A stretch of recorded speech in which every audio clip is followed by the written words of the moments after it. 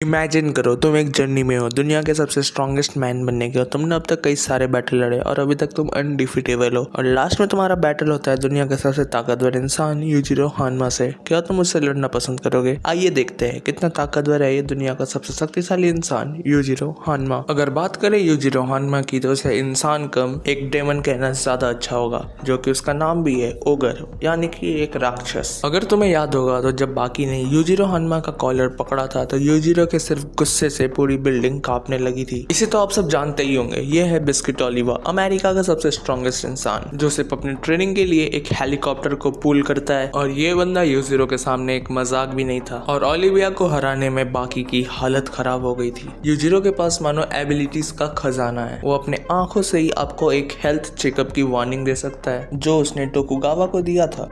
ये बंदा लिटरली अपने आंखों से आपके बॉडी के अंदर के सारे ऑर्गन्स देख सकता है। अगर बात करें यूजिरो हानमा की स्पीड की तो वो एक लाइटनिंग को भी डॉज कर सकता है। और अगर बात करें एंड्योरेंस की, यानी कि कोई भी इंसान कितने भी हिट्स अपने ऊपर लैंड करके भी फाइट में बना रह सकता है, तो यूजिरो हानमा इसमें बहुत आगे है। उसने लाइटनिंग को एंड्योर किया था, जिससे थोड़ी देर के लिए उसका बोन स्ट्रक्चर रिवील हो गया था, जो कि उसका स्कल पूरा डेमन का था। और यूजिरो का टेस्टोस्टेरोन लेवल दुनिया के किसी भी जानवर से सबसे ज्यादा है और यूजिरो को वर्ल्ड का सबसे स्ट्रॉन्गेस्ट लिविंग क्रिएचर भी कहा जाता है। अब यूजिरो ने अपनी यंग एज में ही एक अर्थक्वेक को अपने एक सिंगल पंच से रोक लिया था।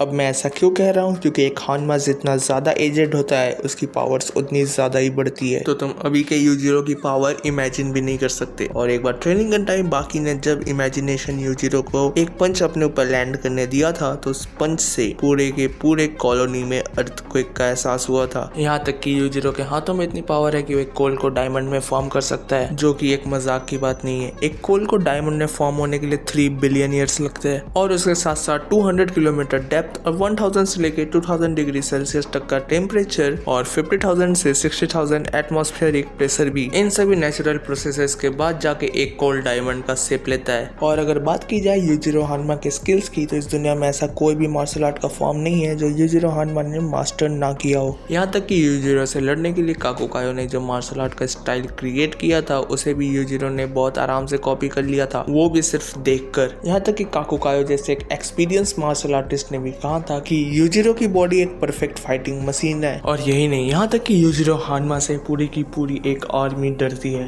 और वो है यूएसए।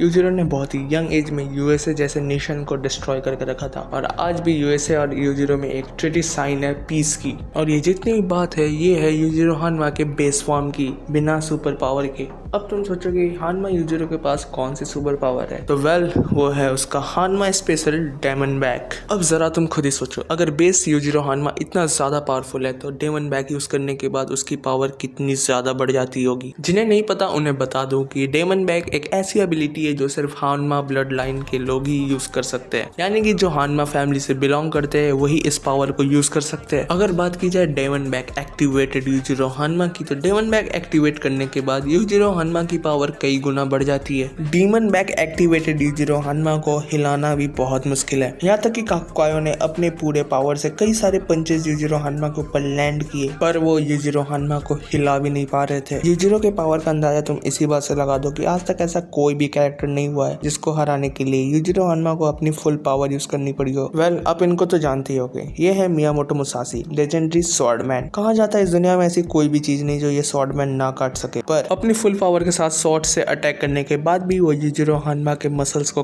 काट नहीं पाए। और यूजिरो हानमा के बारे में एक बात ये भी कही जाती है कि वो न्यूक्लियर वेपन के लेवल के ऊपर है, यानी कि न्यूक्लियर वेपन भी उनका कुछ नहीं उखाड़ सकते। अगर उनके ऊपर न्यूक्लियर वेपन भी ड्रॉप कर दिया जाए तो भी उनको कुछ नहीं होने वाला। वेल, तो इतना सब कुछ सुनने के बाद क्या तुम यूजिरो हानमा से फाइट करना पसंद करोगे या फिर चुपचाप से वर्ल्ड स्ट्रॉन्गेस्ट मैन का किताब यूजिरो हानमा के नाम कर दोगे?